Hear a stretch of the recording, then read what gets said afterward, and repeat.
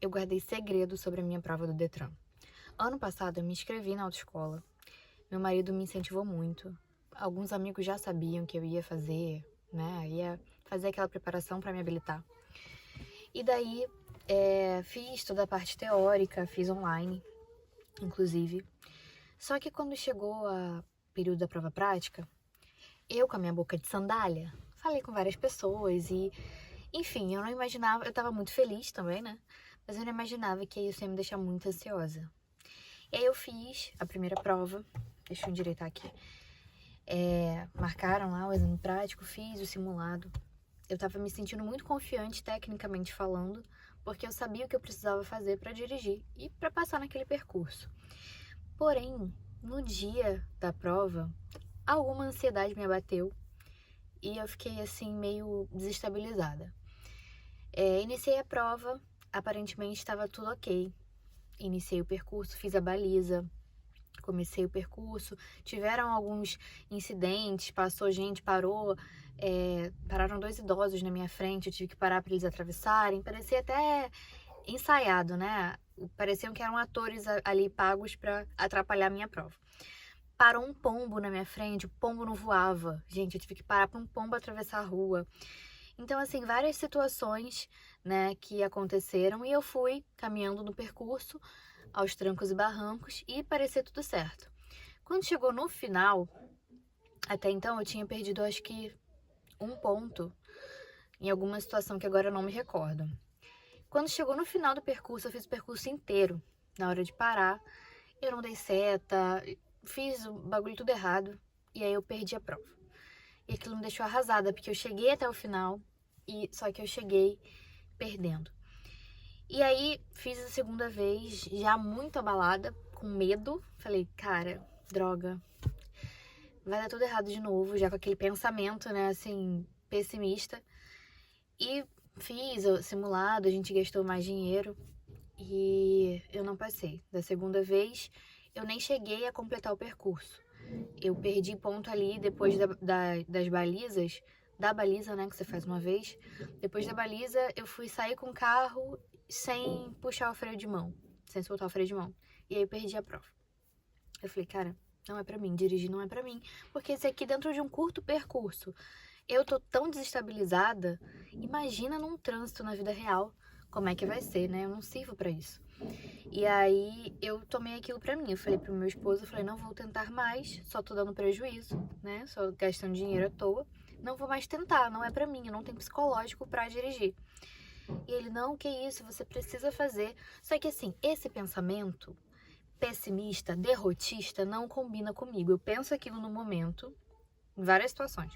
Eu penso aquilo no momento da raiva, da decepção, da frustração, mas eu não fico naquele lugar. Eu nunca fico. A vida inteira eu fui assim. Eu me permito sofrer, sofrer, ir no fundo do poço por algumas horas, às vezes um dia. Mas depois eu falo, gente, acorda, eu preciso reagir. Porque se eu não for, quem vai por mim? Se eu não fizer isso, quem fará por mim? Então sempre foi assim, pra tudo na vida, né? Eu já passei por várias situações assim que exigiram de mim uma resiliência e uma vontade de ir em frente, porque ninguém ia pegar pela minha mão ou fazer por mim aquilo que eu precisava fazer. E daí eu falei, cara, quer saber? Eu não vou desistir dessa porcaria dessa prova. Eu vou passar, porque eu sei dirigir. Eu fiz um bom percurso da primeira vez, sabe? Essas coisas acontecem, eu tô iniciando, eu tô nervosa, eu preciso acalmar minha mente e refazer isso. Mas dessa vez eu não vou contar pra ninguém.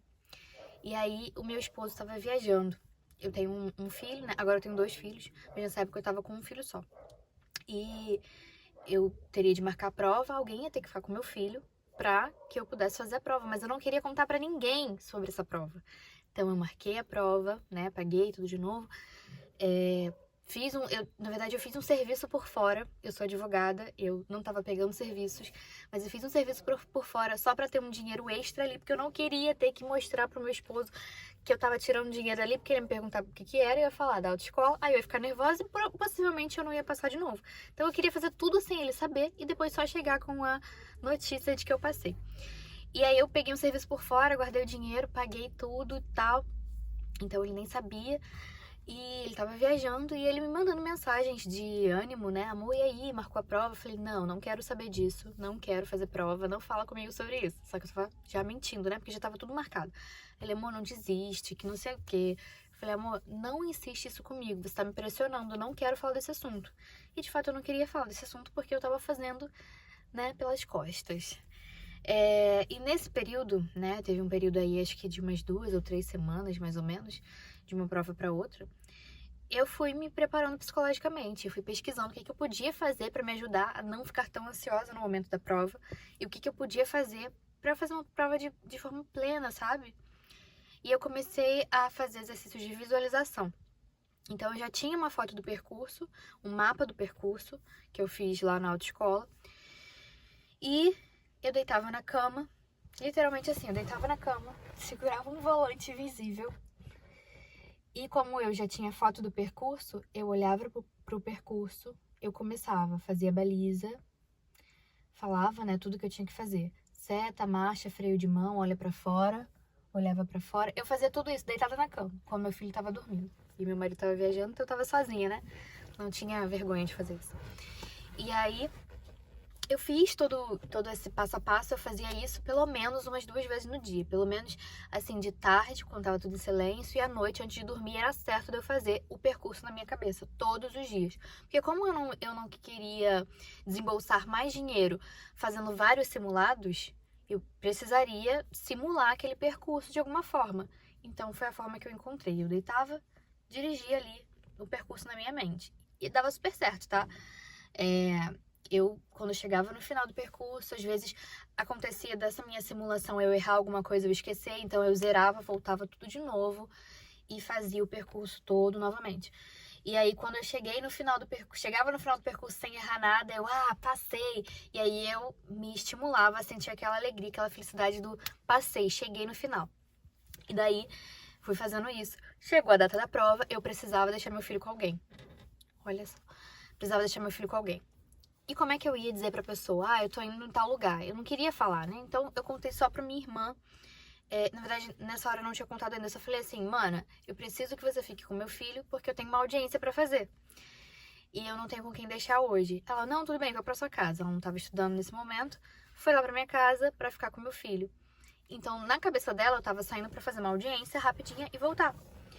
E daí, eu entrei no carro, eu sempre em oração, pedindo a Deus pra clarear minha mente, né? Então, assim, eu entreguei, consagrei esse tempo a Deus.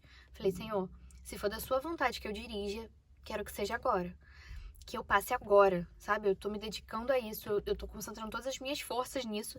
Eu preciso passar nessa prova, eu não tenho mais de onde tirar dinheiro com o Detran, né? Pra pagar Detran. E aí eu avisei pra minha irmã, vou fazer uma audiência. Usei uma mentira, né? Coisa errada, mas enfim. Falei pra ela, entrei no carro do Uber, que eu chamei pra ir pro local da prova. Na hora que eu entrei, que eu sentei no carro do Uber, eu tive uma visão. Sim, uma visão. Eu vi um guarda-chuva preto. E aí eu fiquei tipo, que loucura, né? Um guarda-chuva preto, tava um sol, o dia tava ensolarado. Isso foi ótimo também, porque eu fiquei muito feliz por não estar chovendo, porque seria uma situação assim mais imprevista, né? E aí eu falei assim, cara, um guarda-chuva, será que vai chover? E na mesma hora eu falei, Senhor, o que isso significa? O que quer dizer esse guarda-chuva? E aí no meu espírito eu tive essa resposta de que esse guarda-chuva, ele vai ser uma proteção da sua mente contra os seus pensamentos ansiosos. E esse guarda-chuva simboliza as orações da sua irmã.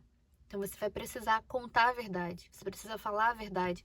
Você não tá indo numa audiência, você tá indo fazer uma prova e você precisa que alguém te cubra, né? Que seria esse guarda-chuva sobre a sua cabeça. Aí eu, ok. Então, tipo, eu vi um guarda-chuva, minha irmã segurando o guarda-chuva na minha visão, né? E eu tive que mandar uma mensagem pra ela. Eu falei, mana, pera aí rapidinho que meu telefone parece que vai... Eu falei, mana, eu tive uma visão. Na visão tinha esse guarda-chuva, você segurava o guarda-chuva e eu entendi que esse guarda-chuva são as suas orações sobre mim pra me proteger de pensamentos ansiosos, porque, na verdade, eu não tô indo fazer nenhuma audiência, eu tô indo fazer a prova do Detran. Ninguém sabe, nem mesmo meu marido. E ela, caramba, pode deixar que eu vou ficar aqui te cobrindo. Ficou em oração aqui, enquanto eu tava cuidando do meu filho. E eu fui pra prova, muito tranquila, em oração. Quando chegou a minha vez, né, tinham algumas pessoas na minha frente. Dessa vez eu não fui cedo, porque eu não marquei simulado, lembrando, né, não tinha nem como pagar simulado, porque tava com a grana mais apertada. Então eu cheguei ali, acho que por volta de umas 9, já tava bem cheio o local de prova. Eu fiquei aguardando a minha vez. Quando me chamaram, eu entrei no carro, e aí fiz toda a organização aqui de retrovisores, banco, e daí entrou o examinador. O céu tava azul, muito azul, o dia tava ensolarado. Quando o examinador entrou no carro, que ele sentou ao meu lado, ele tava com um guarda-chuva preto na mão. Um guarda-chuva preto mesmo, esses que parecem uma bengala. Um guarda-chuvão, que foi exatamente o que eu vi na minha visão. Ele entrou, jogou o guarda-chuva assim perto do pé, e aí eu olhei, na hora que eu olhei aquilo, eu falei, meu Deus, falei, Deus tá aqui comigo. Foi um sinal. Aí eu peguei e falei, cara, é isso, é hoje. Eu comecei a fazer a prova, falando na minha mente o que eu precisava fazer, né? Comecei a fazer a prova, dirigi tranquilamente. Cheguei na segunda parada obrigatória. Um examinador comentou com o outro, falou, nossa, essa baixinha dirige bem, né? E eu fiquei tipo assim, gente, eu não estou acreditando no que tá acontecendo. De fato, tá fluindo. E eu ali, né, concentrada, fazendo tudo. Passou gente na minha frente, parou, acho que um caminhão. Eu consegui fazer todo o percurso. Cheguei ao final da prova, passei. Quando eu passei, assim, na hora que eu desci do carro, encontrei uma amiga que também estava indo fazer a prova, também em segredo. Eu nem sabia que ela estava fazendo autoescola. E nesse dia foi um dia, assim, muito especial. Isso foi em maio do ano passado. E eu fiquei, cara, isso tudo que me aconteceu foi a prova de que a gente não deve desistir por achar que a gente é incapaz de algo, achar que coisas externas possam travar a nós mesmos. Porque, na verdade, a maior prisão que a gente pode ter é na nossa própria mente. E, ao mesmo tempo, a nossa maior liberdade está dentro da nossa própria mente. Então, dentro da nossa cabeça, a gente consegue ou se prender num cenário de derrota, ou a gente consegue se reerguer. Começa tudo dentro da nossa cabeça. A gente tem que cultivar esses pensamentos que vão nos mostrar que somos capazes. Então, assim, isso aconteceu comigo nessa situação da autoescola. Mas também foi uma situação que me aconteceu quando eu tive que fazer a prova da OAB. Então, vários momentos da minha vida eu passei por situações onde eu tinha a opção de desistir ou seguir em frente. E aí? Às vezes, desistir é a opção. Às vezes, desistir é a situação correta, né? Determinadas coisas que a gente vive. Mas quando se trata de você desistir porque você tá se achando incapaz, porque não deu certo a primeira vez, cara, vale muito a pena você olhar pra dentro de si, olhar pros seus pensamentos, por que você tá se limitando, por que você acha que, eu não vou conseguir isso, sabe? Qual é a verdade nisso? Se for só um medo, se for só uma ansiedade, cara, joga isso fora e recupera quem você é, recupera a coragem que você tem de fazer as coisas, porque você vai descobrir nesse processo que você era mais capaz do que você imaginava ser. E nesse processo, coisas assim, muito maneiras assim que Deus tem pra fazer, ele vai se revelando à medida que você vai ousando mais, que você vai tendo mais coragem de dar os passos. É isso, eu gostei de compartilhar essa história, porque eu já contei isso pra alguns amigos, mas eu não tinha gravado nenhum vídeo, eu queria deixar registrado aqui também. Caso alguém esteja passando por essa situação, Detran às vezes deixa a gente louco, mas, cara, se você sabe dirigir, se a questão é essa, você sabe dirigir, mas chega na hora da prova, você fica pirado e não consegue, fica calmo primeiro, cuida da cabeça primeiro, depois você vai lá, que você vai conseguir, tá? Se você sabe dirigir, você merece ter sua habilitação. Não fica preso nessa ideia de que, não é pra mim, porque é pra você, beleza? Valeu, um beijão.